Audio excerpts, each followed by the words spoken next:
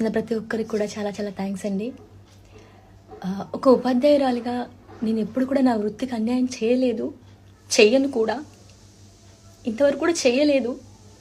కానీ నాకున్న ఒక అవివేకం వల్ల ప్రమోషన్స్ చేయడం జరిగింది.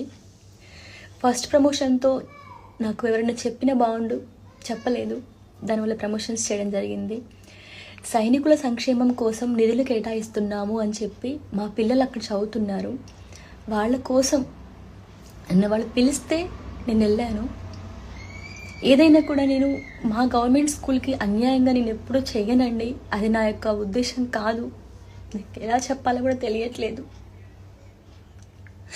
వాట్సాప్ నుంచి, ఇన్స్టా నుంచి, ఫేస్బుక్ నుంచి చాలా ట్రోలింగ్ చేసేస్తున్నారు. నేను ఏమన్నా 10 మందిని హత్య చేశాను, నేను 20 మందిని చంపేశానా, లేదంటే గంజాయి హెరాయిన్ ఏమైనా అమ్మానా? నాకు ఇవన్నిటితోటి సూసైడ్ చేసేయాలనిపిస్తుంది. అనొచ్చు,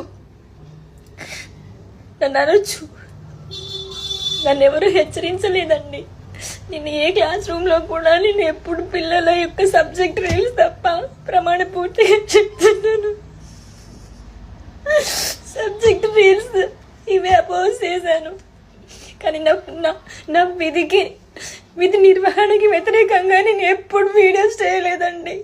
నా గవర్నమెంట్ స్కూల్ పిల్లలు జాయిన్ కావాలని చెప్పి ఇంటింటికి తిరిగి నేను అడ్మిషన్స్ తీసుకొచ్చాను. మా స్కూల్లో, గవర్నమెంట్ స్కూల్లో 6th and 7th క్లాసెస్లో మీరు ప్రతి ఒక్క పిల్లవాడిని అడగండి, నేను ఎప్పుడన్నా పాటలు పాడానా?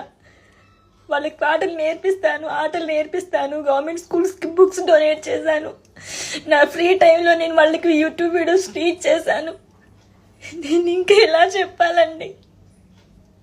నోటికి ఏదొస్తే అది రాసేశారు.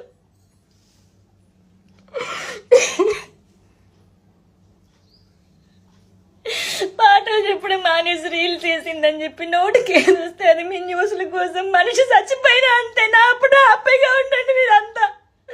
చచ్చిపోయింది కాబట్టి మీ ట్రోలింగ్కి అని 4-5 రోజుల నుంచి నీళ్లు తాగలేదండి, మీరు నమ్ముతారా?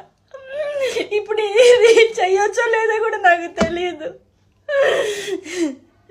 బీపీ డౌన్ అయిపోయి నాకు మైండ్ పని చేయట్లేదు. కడుపుకు తిండి పెట్టే జాబ్కి ఎవరైనా అన్యాయం చేసుకుంటారా అండి? తెలియలేదు నాకు. నా గవర్నమెంట్ వ్యవస్థ నాకు తిండి పెడుతుంది. ఈ గవర్నమెంట్ వ్యవస్థ అన్యాయం చేయాలని నేను ఎప్పుడూ కోరుకోలేదండి.